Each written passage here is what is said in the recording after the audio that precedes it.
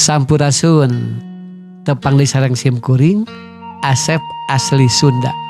Dina waktu ieu simkuring bade medal video anu eusina babasan jeung paribasa dina basa Sunda. Mangga urang kawitan. Adat kakurung ku iga. Kecap adat dina ieu paribasa maksudna tabeat atawa kabiasaan anu tumerap kahiji jalma. Jadi lain adat dina harti kabiasaan anu engkena beras kana tradisi. Ungkara kakurung ku iga nuduhkeun aya dina jero iga. Ari iga teh nyaeta bagian awak urang di sisi kenca jeung katuhu antara dada jeung tonggong hadapeun kelek luhureun cangkeng. Tah tabeat hijalma teh dipapandekeun aya dina jeroeun iga. Geus kasawang kumaha hesena ngarobah pasipatan hiji barang anu aya dina jero awak.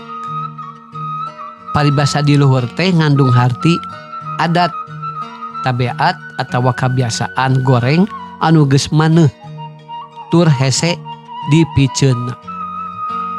Conto larapna dina omongan. Hampir saban peuting jang kunyin tara betah cicing di imah. Gawena ngan ngablu wae. Sakapeung ukur ngadon ngalohong ngobrol ngarel ngidul di sisi jalan. Selang-selang tina hihitaran teh. Atawa mun teu kitu mun pesakna keur rada merekis betaheunana teh di bioskop. Leuheung keneh lamun balikna samet subuh 10-11 mah sabab mindeng pisan wayah janari gedar-gedor kana panto. Atawa mun teu kitu balikna teh kasubuhnakeun. Komo lamun kabeneran ngadenge gembrang-gembrung aya nu tatanggapan mah teu sirikna ti sore keneh geus saged. Mong adzan magrib manehna geus turun ti imah sanggeus ngagegejeg menta bekel ka kolotna. Indung bapana pusingeunaker sabab kalakuan nu jadi anak loba teu parokna jeung batur. Peuting-peuting gawena ukur liar bari ngamumubah waktu.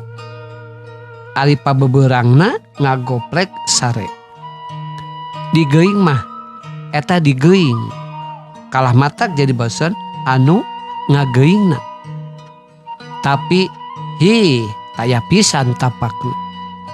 Sok rajeun soteh adatna rada robah meusan lamun ku bapana geus nya-nya digambreng. Tapi kituna teh ukur sapoe 2 poe.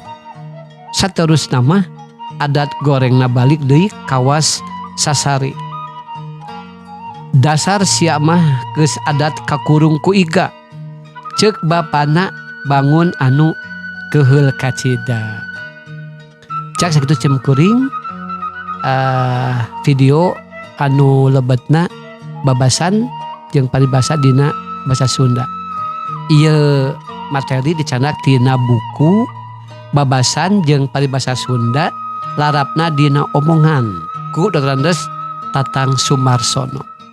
Mugia aya mangpat kanggo urang sadayana dina raraga ngamumule basa Sunda, basa indung urang. Hapunten bilih seueur kalpadan dicariosan hatur nuhun ku prasarana. Assalamualaikum, sampurasun.